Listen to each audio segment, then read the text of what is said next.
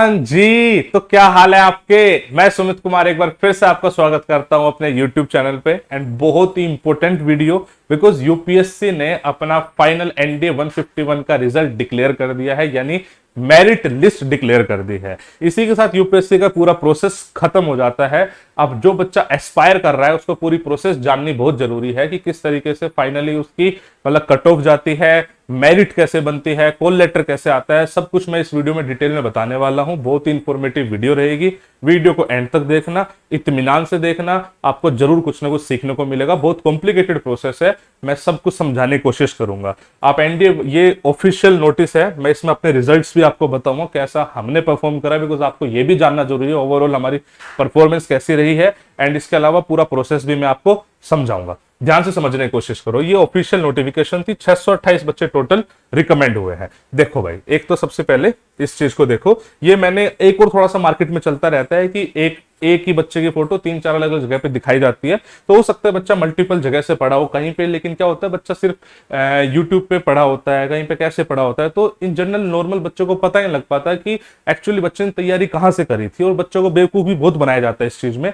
हम हमेशा ऐसे क्लियर रहे हैं। मैंने अपनी इस पीडीएफ में एक चीज क्लियर से लिखी है कि हमारा बच्चा हमारा कौन से प्रोग्राम का स्टूडेंट था, और मैंने ऑनलाइन वाले बच्चों को तो काउंट ही नहीं करा, बिकॉज ऑनलाइन वाले बच्चे बहुत ज्यादा सोर्सेज का यूज करते हैं, थोड़ी सी ज्यादा कंट्रोवर्सी क्रिएट होती है। तो एक बार पहले ये बताऊंगा और फिर मैं बताऊंगा इन्हीं बच्चों का एग्जाम्पल लेके कि मेरिट लिस्ट किस प्रकार से तैयार हुई है, और फिर कॉल लेटर किस बेसिस पर आएंगे। आप इस प्रोसेस को समझने की कोशिश करना बहुत इंपॉर्टेंट है। सबसे पहले तो मैं आपको रिजल्ट बता देता हूं। जैसे रैंक 3 अभिषेक सिंह भदौरिया अपना LWS SSB बैच का स्टूडेंट था। सेम देवांश SSB बैच का स्टूडेंट था। अरिजीत सिंह ये हमारे SSB का स्टूडेंट था। इधर उधर कहीं और लोगों ने भी इसको क्लेम करा है, बट शायद हो सकता है वहां से रिटर्न ली हो। वैसे ही इज फ्रॉम सैनिक स्कूल चित्तौड़गढ़, ये डबल रिकमेंडेड है, टीएस के लिए रिकमेंडेड है, हमारा SSB का स्टूडेंट था बच्चों। ठीक है।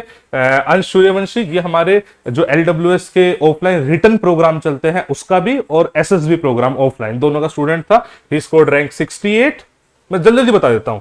अंकित Yadav double recommended, he was also SSB student. Saumya Anand ये हमारे सिर्फ रिटर्न प्रोग्राम का स्टूडेंट था, इसने रिटर्न हमसे लिया था और एसएसबी कहीं और से लिया था। सौम्य आनंद श्रीवास्तव, मैं ऑफलाइन की बात कर रहा हूं मैं सिर्फ। ठीक है। शाकिल हमारे offline return and offline SSB का स्टूडेंट था। रैंक 171, 197, ऐसे मतलब बहुत सारे हैं बच्चे। टोटल हमारे 32 इस मेरिट लिस्ट में है अलग अलग।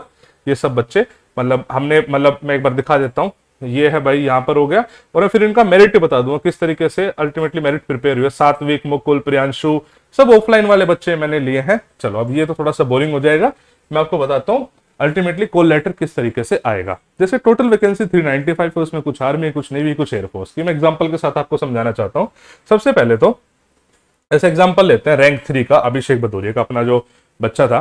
तो जैसे रैंक 3 आई, रैंक 3 पे आए, अब अभिषेक भदौरिया की प्रेफरेंस चेक करी जाएगी। तो अभिषेक की प्रेफरेंस सपोज करो है आर्मी, फर्स्ट प्रेफरेंस है आर्मी। तो देखेंगे क्या भाई अभिषेक आर्मी के लिए मेडिकल फिट है, अगर हाँ है तो आगे बढ़ेंगे।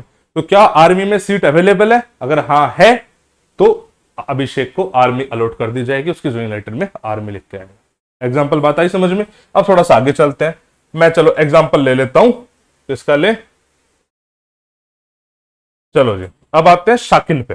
ठीक है। रैंक 171, शाकिल अपना LWS रिटर्न का भी ऑफलाइन, एसएसबी का ऑफलाइन बच्चा था। समझाते हैं क्या है। अब शाकिल के टाइम पे रैंक 171, तो देखेंगे शाकिल, हाँ जी शाकिल की फर्स्ट प्रेफरेंस क्या है। शाकिल की फर्स्ट प्रेफरेंस है एग्जाम्पल एयरफोर्स।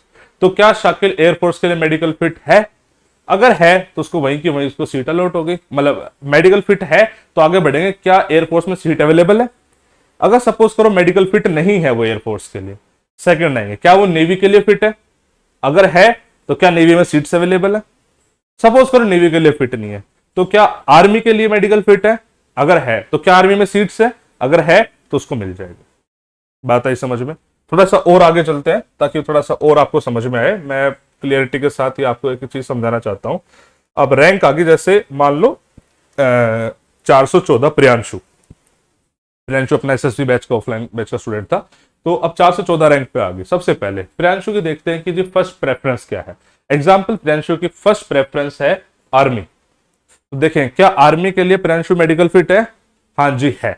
तो अब देखेंगे क्या आर्मी में सीट्स अवेलेबल है, तो अगर उसकी सीट्स अवेलेबल है तो उसको दे दी जाएगी। मान लो आर्मी में सीट्स अवेलेबल नहीं है, प्रियांशु की सेकंड प्रेफरेंस क्या है? सेकंड प्रेफरेंस है नेवी। अब देखें क्या प्रियांशु नेवी के लिए मेडिकल फिट है? अगर है तो क्या नेवी में सीट्स अवेलेबल है? अगर है तो उसको अलॉट कर दी जाएगी।